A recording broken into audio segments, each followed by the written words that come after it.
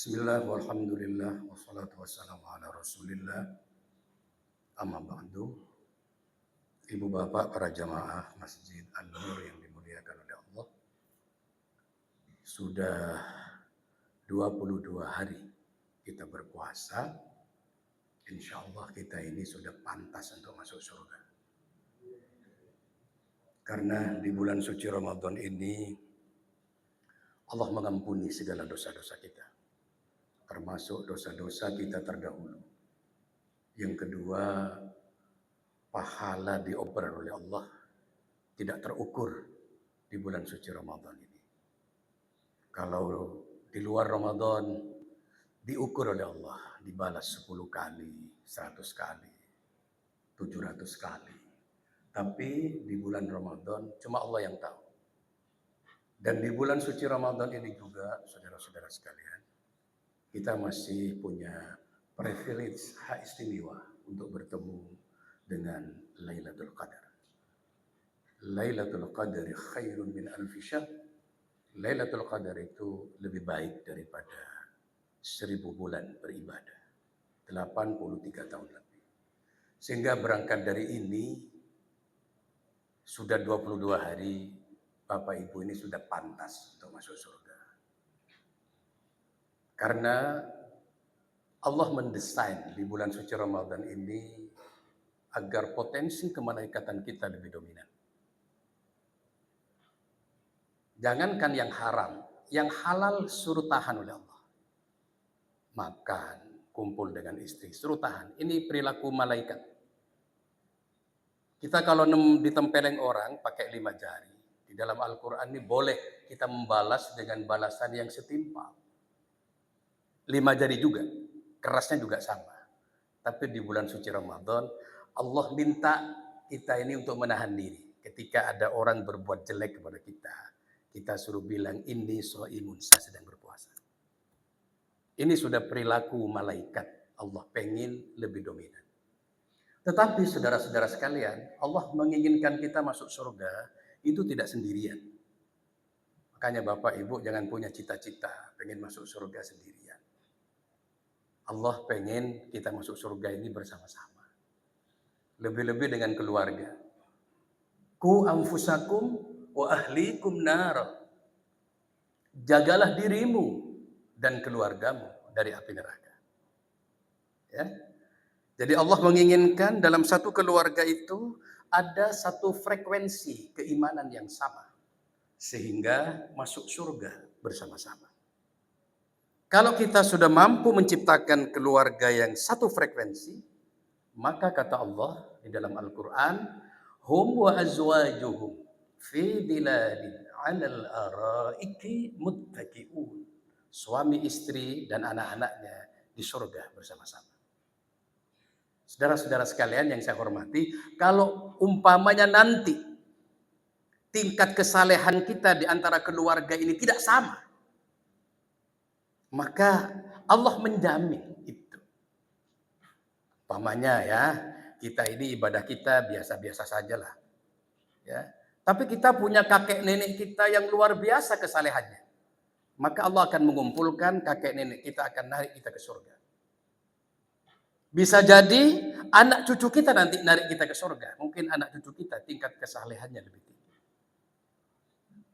Ya, kata Allah dalam Al-Quran, walladzina amanu wattaba'athum dzurriyyatuhum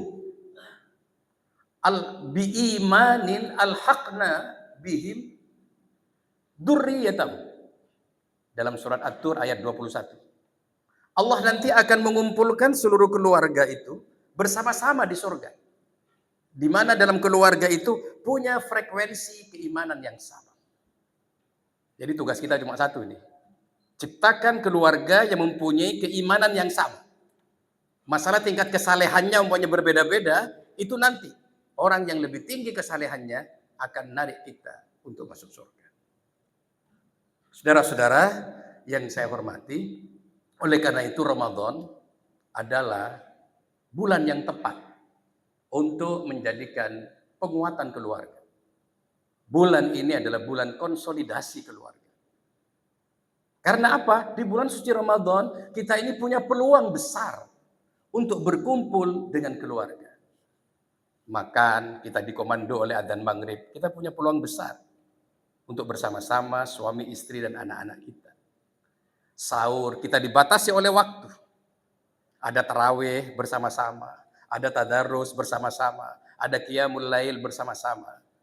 Keluarga punya peluang besar untuk bersama-sama.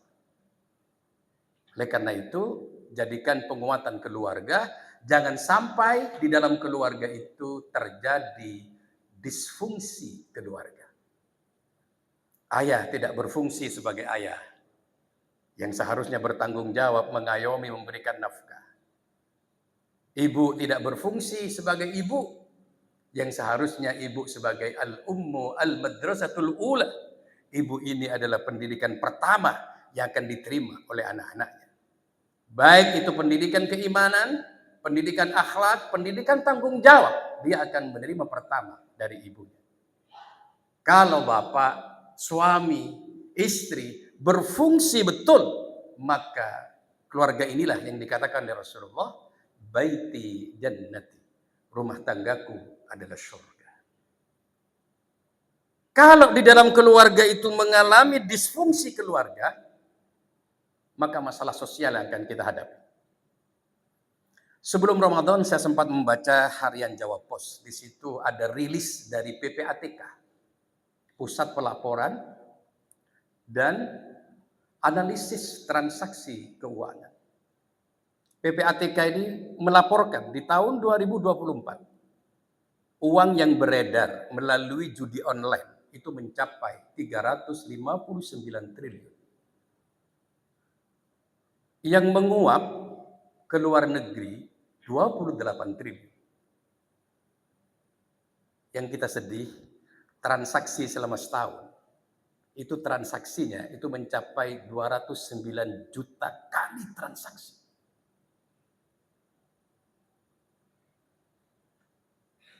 Sudah sakit bangsa ini kalau sudah seperti ini.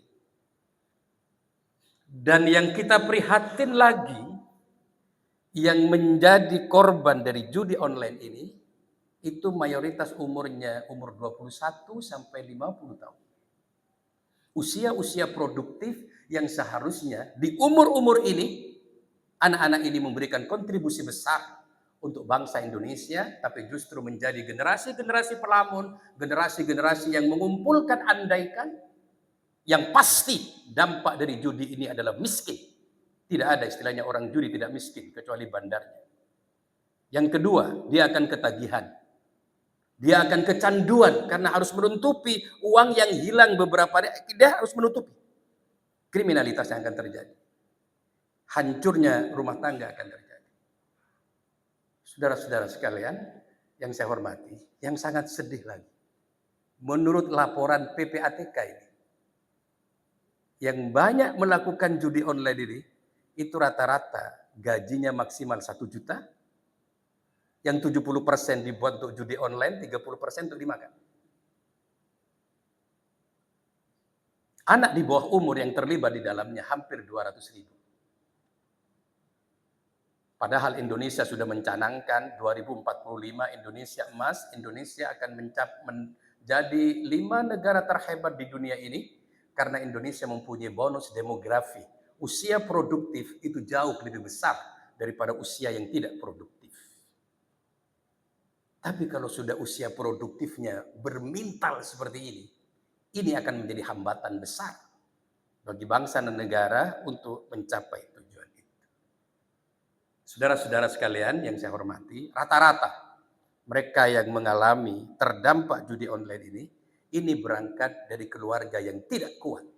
Yang di sini kurang perhatian orang tua kepada keluarganya. Kurang peran dan kontribusi seorang bapak kepada anak-anaknya. Kurang peran dan kontribusi seorang ibu kepada anak-anaknya. Manfaatkan Ramadan yang masih tinggal beberapa hari akan berpisah dengan kita. Mari ajak keluarga kita.